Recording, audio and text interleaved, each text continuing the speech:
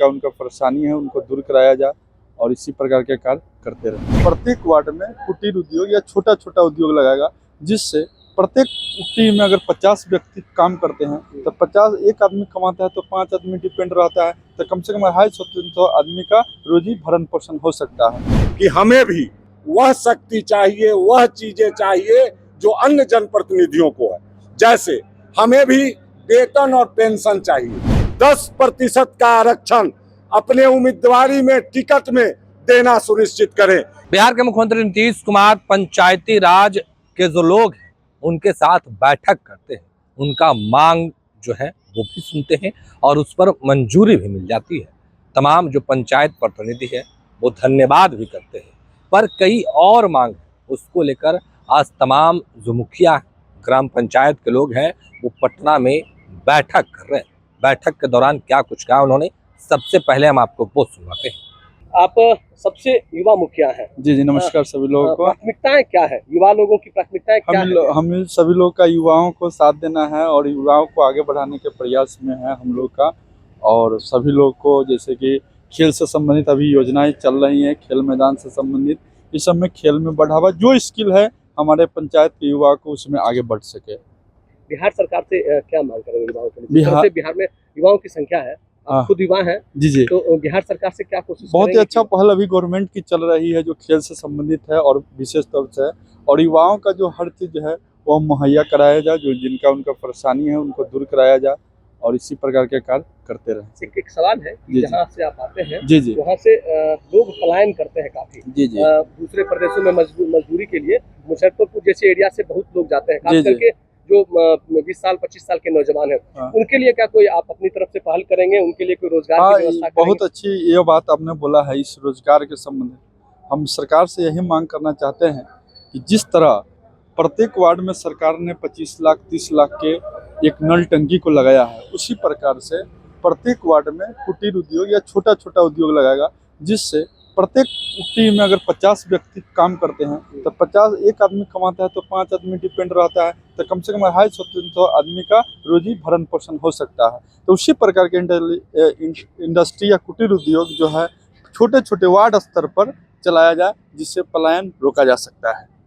आंशिक रूप से त्रिस्तरीय पंचायत एवं ग्राम कचहरियों के मांगों को राज्य सरकार ने, विशेषकर मुख्य सचिव और मुख्यमंत्री महोदय ने अपनी सराहनीय भूमिका समर्पित करते हुए कुछ मांगों को मानने का काम किया है। इसके लिए उन्हें धन्यवाद, साधुवाद है। लेकिन आज हम लोग इस महाबैठक के माध्यम से स्पष्ट रूप से सबों का भी कहना है कि हमें भी वह शक्ति चाहिए, वह चीजें चाहिए जो अन्य जनप्रतिनिधियों को है। जैसे हमें भी वेतन और पेंशन चाहिए, हम पंचायत प्रतिनिधियों को भी 2001 से पेंशन देना सुनिश्चित करें। वही स्थानीय निकाय एमएलसी चुनाव में हमारे पंच सरपंचों को भी मतदाता बनाया जाए। वही सभी त्रिस्तरीय एवं ग्राम कचहरी के प्रतिनिधि जो निर्वाचित जनप्रतिनिधि हैं, उन्हें भी विधानसभा स्तर पर सत्ताधारी दल हो या प्रतिपक्ष 10% का आरक्षण अपने उम्मीदवारी में टिकट में देना सुनिश्चित करें। केवल हम ढोल बजाने का काम नहीं करेंगे, हमारा जो हक है, अधिकार है, वो राज्य सरकार देना सुनिश्चित करे और शेष हमारे जो मांग है उस पर सरकार अविलंब निर्णय ले, अन्यथा बहुत जल्द बापू सभागार पटना की धरती को पाट देंगे और अपनी शक्ति का एहसास राज्य सरकार को कराने का काम करेंगे। आज हम लोगों की जो महाबैठक त्रिस्तरीय पंचायती राज और ग्राम कचहरी के प्रतिनिधियों की महाबैठक हुई है और इस महाबैठक में हम लोगों ने आज जो रणनीति बनाया, तो पहले तो हम लोगों का चर्चा था कि बिहार सरकार के द्वारा जो निर्णय लिया गया है उस निर्णय के प्रति सरकार का जो निर्णय है तो हम सभी आशान्वित हैं कि सरकार ने अच्छा निर्णय लिया। लेकिन और भी हमारा जो लंबित मांगे हैं तो सरकार को हम लोग भी साधुवाद भी देते हैं, लेकिन जो हमारा लंबित मांग है उन मांगों को लेकर के हम लोग आज इकट्ठा हुए हैं और हम लोग का साफ साफ मानना है कि सरकार त्रिस्तरीय पंचायती राज और ग्राम कचहरी की जो व्यवस्था है उसको मजबूत करे और हम लोग मजबूती से सरकार से अपेक्षा भी रखते हैं। मजबूती से हमारा संगठन, हम लोगों का प्रतिनिधि और कर्मियों का जो पंचायत के त्रिस्तरीय और ग्राम कचहरी कर्मी है, सभी के मांगों के समर्थन में आज हम लोग प्रस्ताव पारित कराएंगे और हम लोगों का साफ साफ मानना है कि सरकार आने वाले समय में हमें सभी त्रिस्तरीय पंचायत प्रतिनिधियों को पेंशन की सुविधा प्रदान करें।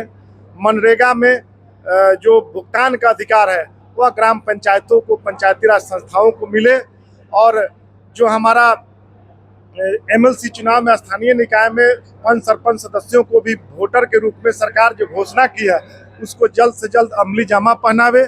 और हम लोगों का साफ साफ है कि जो त्रिस्तरीय पंचायती राज से जुड़े प्रतिनिधि और अन्य प्रतिनिधि हैं, सभी प्रतिनिधि और ग्राम कचहरी के प्रतिनिधियों के लिए जो भी सत्ता पक्ष या विपक्ष के दल है, सभी लोग, सत्ता और विपक्ष के लोग जो अपने उम्मीदवारों के चयन में जो राजनीतिक भागीदारी देनी है वो तमाम त्रिस्तरीय पंचायती राज संस्थाओं से जुड़े और ग्राम से जुड़े हुए प्रतिनिधियों को 10% भागीदारी देने का काम करें। एक सवाल था कि आप लोगों की तमाम बातों को लेकर मुख्यमंत्री से मुलाकात हुई थी, लेकिन मुख्यमंत्री ने आप लोग को जो शस्त्र लाइसेंस देने के इस मामले पर खुद संज्ञान लिया है, कैसे देखते हैं? हालांकि विपक्ष इस शस्त्र लाइसेंस पे थोड़ी सी देखिए विपक्ष क्या परेशानी में है हमको उससे मतलब नहीं है।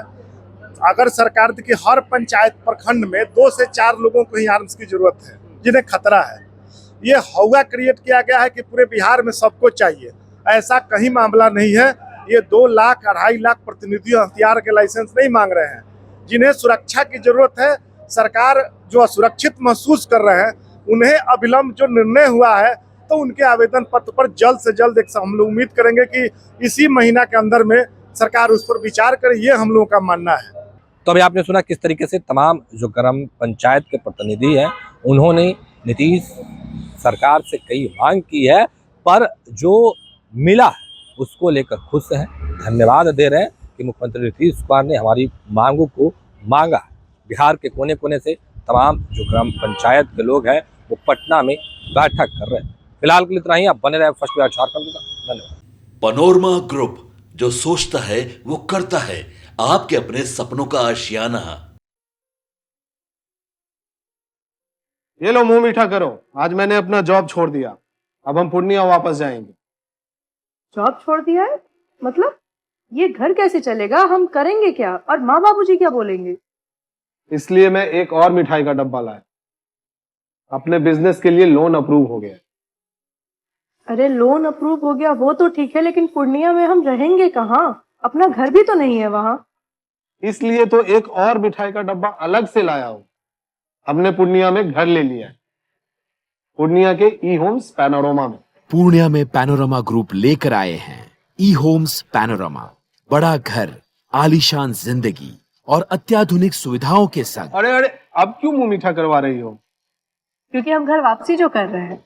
घर वापसी की खुशी पूर्णिया में ई होम्स पैनोरमा के संग। ई homes panorama, luxurious lifestyle redefined.